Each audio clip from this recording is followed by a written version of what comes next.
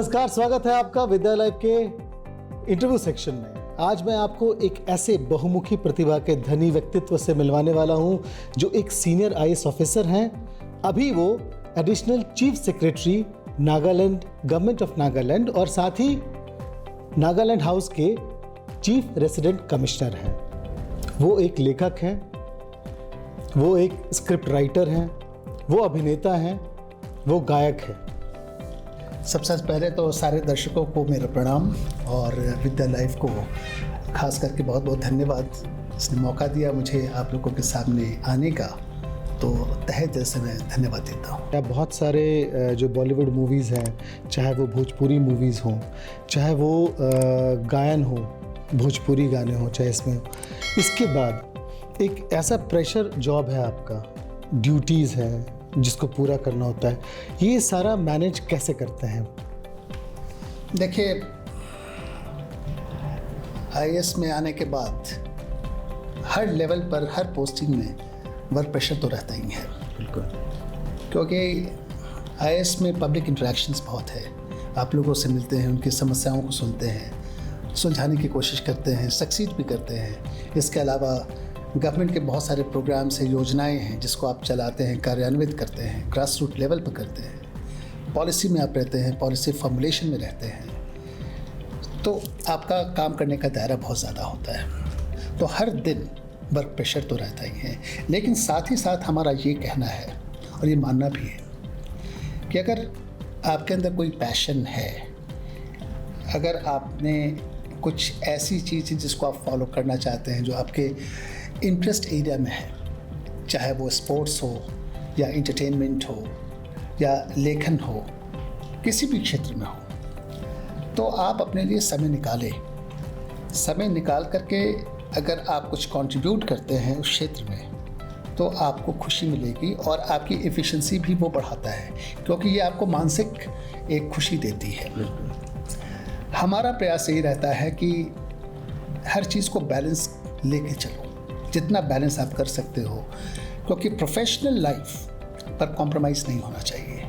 यही आपका bread and butter है, रोटी सब्जी आपको इसी से मिलती है। और जी दूसरा जो मैंने आपको कहा, एक अदर एस्पेक्ट ऑफ पर्सनैलिटी, जो आपका पैशन है, आपकी हॉबी है, तो मंडे टू फ्राइडे ये तो सरकार का समय है। बिल्कुल। और सरकार का समय शाम में 7 बजे तक आप ड्यूटी करते हैं। उसके बाद फिर आपका पर्सनल स्पेस स्टार्ट होता है। अब 7 बजे के बाद आप थक जाते हैं, घर पहुंचते हैं, तो घर के भी काम होते हैं, बहुत सारी गेस्ट्स भी आते हैं, फैमिली की ऑब्लिगेशंस भी हैं, लेकिन उसी में आप वक्त निकालते हैं। अब आप कैसे वक्त निकालते हैं ये आप पर डिपेंड करता है। तो आप अगर अपनी लाइफ को इस ढंग से डिसिप्लिन करते हैं कि प्रोफेशनल लाइफ बरकरार रखें और साथ साथ जो आपकी हॉबी है, आपकी जो पैशन है, उसको आप अपने तरीके से बढ़ा रहे हैं। एक चीज़ ज़रूर मैं करना चाहूँगा कि ऐसा नहीं काम करना चाहिए जिससे आपकी छवि खराब हो जाए। बिल्कुल। ऐसी कोई चीज़ ना करें जो सरकार के खिलाफ हो। आप वही काम करें जो आपको लगे कि हाँ, ये आपका कुछ योगदान हो सकता है समाज के लिए, समाज के विकास में आपका योगदान हो सकता है। लिटरेचर एक ऐसा फील्ड है जिसमें इतने लोगों ने कंट्रीब्यूशन किया, चाहे वो लोगों ने कविता लिखा है या कहानियाँ लिखी हैं, बहुत सारी चीज़ें लोगों ने लिखा है, बहुत सराहा गया है। बहुत अच्छे अच्छे हमारे ऑल इंडिया सर्विस के ऑफिसर्स हैं जिन्होंने बहुत रचनाएँ लिखी हैं, बहुत कविताएँ लिखी हैं और बड़े प्रसिद्ध लेखक भी हुए हैं। बहुत ऐसे भी हैं जिन्होंने अच्छी डायरेक्शंस की है पिक्चरों की, बहुत अच्छे एक्टर्स भी हैं, बहुत अच्छे गायक भी हैं। लेकिन यही बात जो इम्पोर्टेंट हो जाती है कि कुछ लोग अपने पैशन को सप्रेस करके रह जाते हैं, उसको निकलने नहीं देते हैं, और कुछ लोग समय निकाल करके, जो भी उनको समय मिल पाता है, जैसे सैटरडे एंड संडे, ये आपका वक्त है। बिल्कुल। तो उस सैटरडे संडे में अगर आप कुछ कंट्रीब्यूट करते हैं by way of all these things, तो मुझे लगता है करना चाहिए।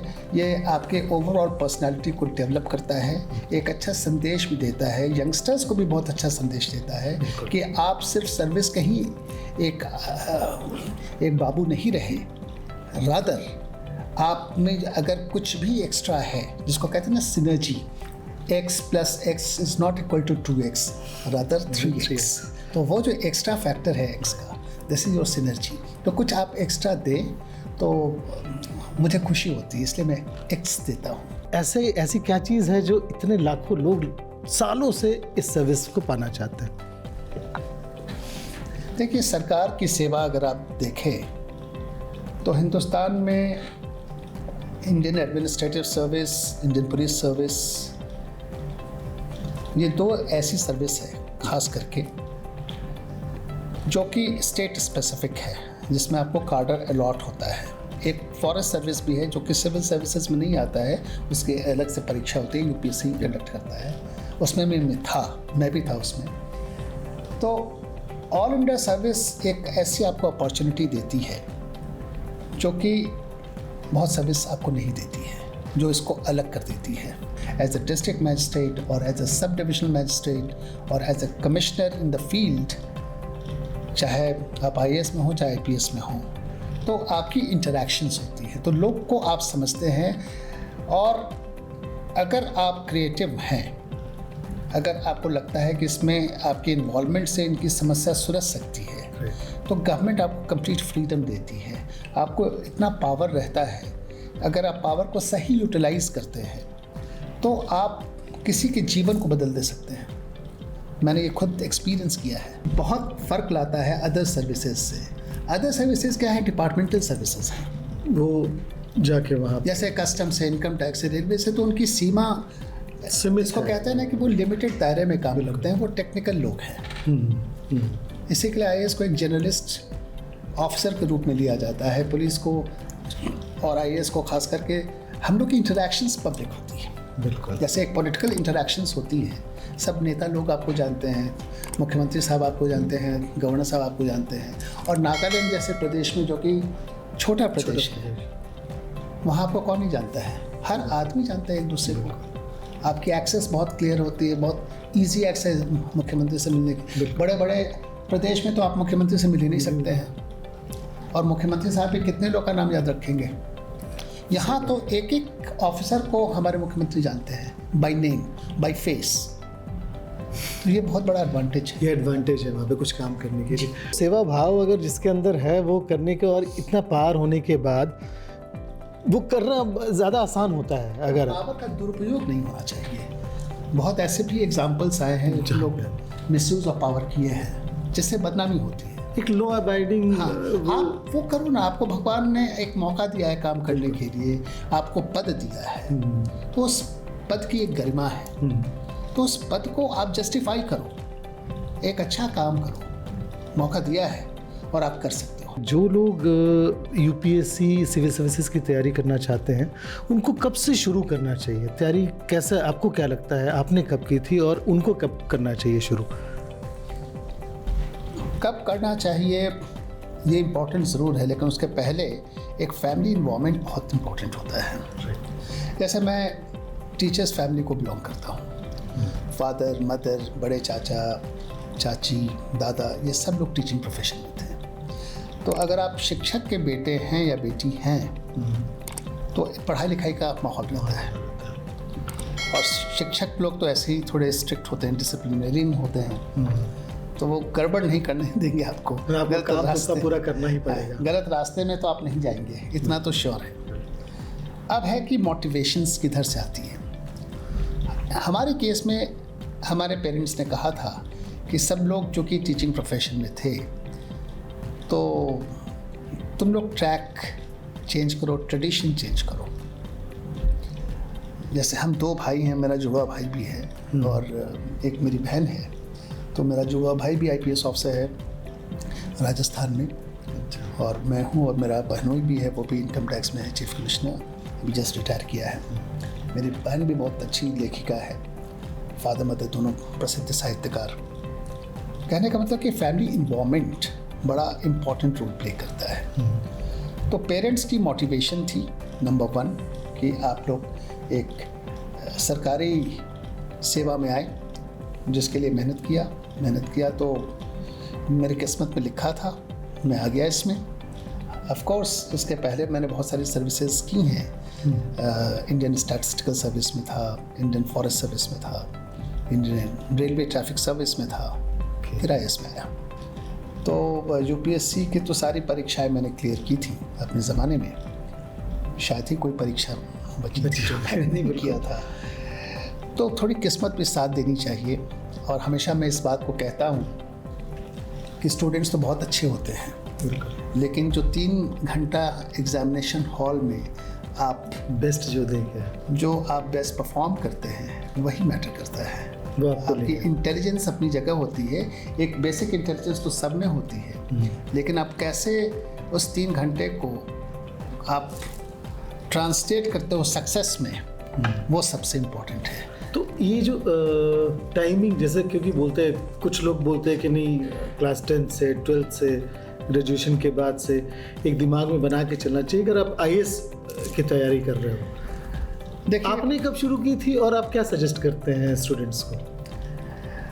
मेरे हिसाब से मैट्रिकुलेशन के बाद आपके दिमाग में क्लैरिटी होनी चाहिए कि आप किस दिशा में जाना चाह रहे हैं। एक होता है फुल हार्टेड, एक होता है हाफ हार्टेड। जैसे पूछा था अर्जुन से कि आँख कहाँ है, उसकी पुतली चिड़िया की आँख देख कर पूछा क्या दिख रहा है, तो क्या दिखा, तो किसी ने चिड़िया बताया, किसी ने चिड़िया का पर बताया, किसी ने पूरा पेड़ ही बताया, सब कुछ बता दिया, लेकिन आंसर वो जानना चाह रहा था कि उसकी पुतली कहाँ है, क्योंकि आपको भेजना है उस पुतली में, तभी तो वो टारगेट वहाँ है आपका। तो अगर फुल हार्टेड आप जाते हैं तो आपकी फोकस बहुत क्लियर होती है कि आपको करना क्या है। बिल्कुल। प्लेसमेंट क्या होगा ये आप नहीं जानते हैं, सही।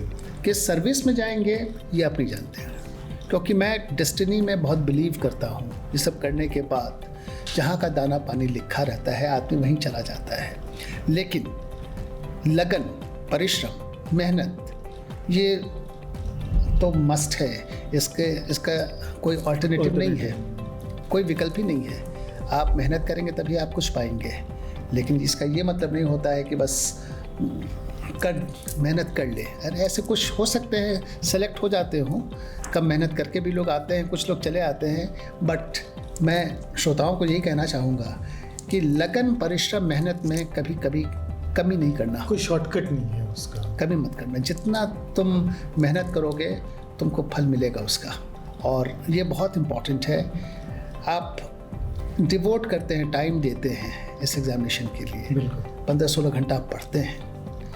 कई बार तो ऐसा होता है कि रात निकल जाती है पढ़ते पढ़ते, सवेरा कब होता है पता नहीं चलता है। तो इसके पीछे तो लगन, परिश्रम तो है ही। पैटर्न चेंज होने और हिंदी मीडियम, इन दोनों के बारे में कुछ बताएं। देखिए, UPSC एक ऐसा रिक्रूटमेंट एजेंसी है जिसके ऊपर कभी कोई क्वेश्चन मार्क नहीं उठा सकता है कि वो डिस्क्रिमिनेट करते हैं।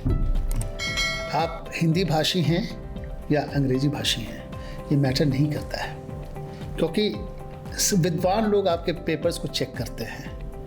हर विषय के जो बेस्ट होते हैं वो आपके आंसर्स को एग्जामिन करते हैं। तो ये लांछन लगाना कि डिस्क्रिमिनेशन हो रहा है, ये तो पहले आप दिमाग से निकाल दें। कोई डिस्क्रिमिनेशन नहीं होता है। ये बच्चों के बीच में ये सोच नहीं, ये सोच गलत है, जो गलत सोच है, बिल्कुल गलत। आप हिंदी भाषी हो चाहे अहिंदी भाषी हो, सबके लिए समान है। इसलिए आप देखिए, for example IAS topper he Arabic करके, पर्शियन पढ़ करके, आमिर सुबहानी जो बिहार के चीफ सेक्रेटरी हैं, वो फारसी उसका पेपर था। मेरा ब्रदर उसका पाली था। बहुत लोग हिंदी से, बहुत लोग तमिल से, बहुत लोग मराठी से, डिफरेंट विभिन्न सब्जेक्ट से लोग कम्पीट किए हैं। तो ये नहीं होता है कि जो अंग्रेज़ी ही में लिखता है उसको ज़्यादा मार्क्स मिलता है और बाकी सबको नज़रअंदाज कर दिया जाता है, ऐसी बात नहीं है। नहीं तो कोई नहीं आता, इस पर अदर बैकग्राउंड्स के लोग नहीं आ पाते। तो ये कहना उचित नहीं होगा कि डिस्क्रिमिनेशन UPSC में होता है। अगर आप हिंदी में आंसर लिखते हैं और जो अंग्रेज़ी में लिखता है या दूसरे लैंग्वेज में लिखता है, उसके साथ डिस्क्रिमिनेशन हो रहा है। तो मैं तो इसको सब्सक्राइब नहीं करता हूँ, इस व्यू को। बिल्कुल। दूसरी चीज़, जहाँ तक पैटर्न ऑफ एग्जामिनेशन की बात आपने कही है, तो ये तो एक इवोल्यूशन सिस्टम है। सिस्टम को आप कैसे मॉडर्नाइज करते हैं। आपकी एग्जामिनेशन सिस्टम बहुत डिफरेंट हो गई है। हमारे ज़माने में 2 optional paper plus general studies हुआ करते थे। अब 1 ऑप्शनल पेपर जनरल स्टडीज़ के साथ होते हैं। अब ऐसे कंपल्सरी हो गया है, क्वालिफाइंग हो गया है। हम लोग के समय ऐसा नहीं था, पैटर्न बदल गया है। और अब ज़्यादा लॉजिकल आपको क्वेश्चंस मिलते हैं, उसका आंसर्स भी बहुत ही लॉजिकल होता है। और उसकी वजह से क्या होता है कि आप तैयारी करते हैं बिल्कुल आज के पैटर्न के हिसाब से। बहुत सारे कोचिंग इंस्टीट्यूट्स हैं, बहुत सारे आपके कोचिंग मटेरियल्स अवेलेबल हैं, तो वो एक अच्छा आपको गाइडेंस देते हैं कि आपको तैयारी कैसे करनी चाहिए। अगर मान लीजिए कि फिज़िक्स सब्जेक्ट है या मैथमेटिक्स है या हिस्ट्री है या पॉलिटिकल साइंस है, तो आपको एक अंदाज़ मिल जाता है कि आप कैसे तैयारी करें। सेकंड चीज़, आपकी पीयर ग्रुप क्या है। आप अपने ग्रुप को डेवलप करते हैं, लाइक माइंडेड लोग जो हैं जिसमें कंपटीशन की भावना रहती है, आप ऐसे लोग को सिलेक्ट करते हैं, एक अपना ग्रुप बनाते हैं। उससे बड़ा हेल्दी डिस्कशंस भी होता है, कई चीज़ें जो हैं आप डिस्कस करते हैं और वो आपके लिए इम्पॉर्टेंट हो जाता है, उसको ज़रूर करना चाहिए।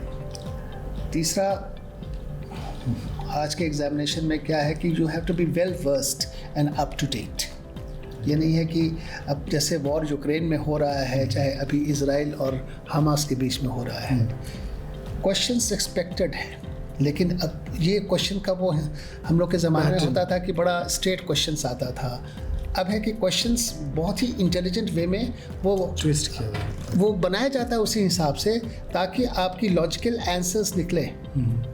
क्वेश्चन बनाने का तरीका बदल गया है, मतलब हर इंडिविजुअल को अपने सोच के हिसाब से तो आपकी सोच और एग्जामिनर की सोच बिल्कुल मिलनी चाहिए। आप एकदम अलग सोच नहीं रख सकते हैं। आपकी अलग सोच है तो एक आपकी अपनी सोच है, लेकिन एक जो जनरल सोच होती है जो कि हाँ इसका ये लॉजिकल है, ये ऐसा होना चाहिए, तो उससे क्या होता है कि आप एग्जामिनर को बिल्कुल इम्प्रेस कर देते हैं, उसकी सोच और आपकी सोच मिल जाती है, and there you click. So pattern of examination बदल गया है, इसलिए आपको उसी ढंग से तैयारी करनी चाहिए और अप टू डेट रखना चाहिए। न्यूज़पेपर ज़रूर पढ़ें, कम से कम 3-4 न्यूज़पेपर्स डेली पढ़ें, अच्छे मैगजीन्स को पिकअप करें, उसको पढ़ें, अपने को अप टू डेट रखें। You should keep abreast of the latest happenings around the world. जितना आप अपने नॉलेज बेस को बढ़ाएंगे, प्लस अपना सब्जेक्ट, जो सब्जेक्ट चयन करते हैं, आप कितने कॉन्फिडेंट हैं उसमें। बिल्कुल ऐसा नहीं हो कि आप ऐसा सब्जेक्ट पिकअप कर लें जिसमें आप कॉन्फिडेंट नहीं हैं, लेकिन किसी के कहने पर आगे कि भाई ये सब्जेक्ट पढ़ लो, इजी है, ऐसे बहुत सारी चीज़ें आती हैं। आप अगर किसी चीज़ में कॉन्फिडेंट फील करते हैं, उस सब्जेक्ट को रखिए और उस पर मेहनत कीजिए, तभी आप सक्सीड करेंगे। कोचिंग से ही वो अगर दिशा मिलती है, डिजिटल वर्ल्ड है, कुछ और भी ऑप्शंस हैं, तो देखिए जो अफोर्ड कर सकता है उसके लिए तो खैर हर चीज़ पॉसिबल है, लेकिन मैं सल्यूट करता हूँ ऐसे पेरेंट्स को और ऐसे स्टूडेंट्स को जो बिना किसी कोचिंग इंस्टीट्यूट के वो बन गए। और बहुत सारे एग्जांपल्स हैं, कई बार मैंने रिजल्ट्स में देखा और सुना भी है कि रिक्शा वाला का बेटा भी बन गया, SHO का बेटा बन गया, बहुत साधारण फैमिली का लड़का है वो बन गया। तो आखिर ये लोग भी तो बनते हैं, ऐसी बात तो नहीं है कि सारे कोचिंग इंस्टीट्यूट से जो निकल रहे हैं वही बन रहे हैं। हाँ, उनकी संख्या ज़्यादा ज़रूर है, उनकी संख्या ज़्यादा ज़रूर है, लेकिन ऐसे भी हैं जो बहुत ही अति निम्र फैमिलीज परिवार से निकले हैं और बहुत अच्छा कर गए। आखिर हिंदुस्तान के राष्ट्रपति भी मशवरे के बच्चे थे। बिल्कुल हिंदुस्तान के प्रधानमंत्री जी एक चाय वाला फैमिली को बिलोंग करते थे। तो आखिर इसी दुनिया में लोग निकलते हैं ना। नहीं बिल्कुल। तो आपका परिश्रम, आपकी लगन, आपकी मेहनत वही रंग लाती है।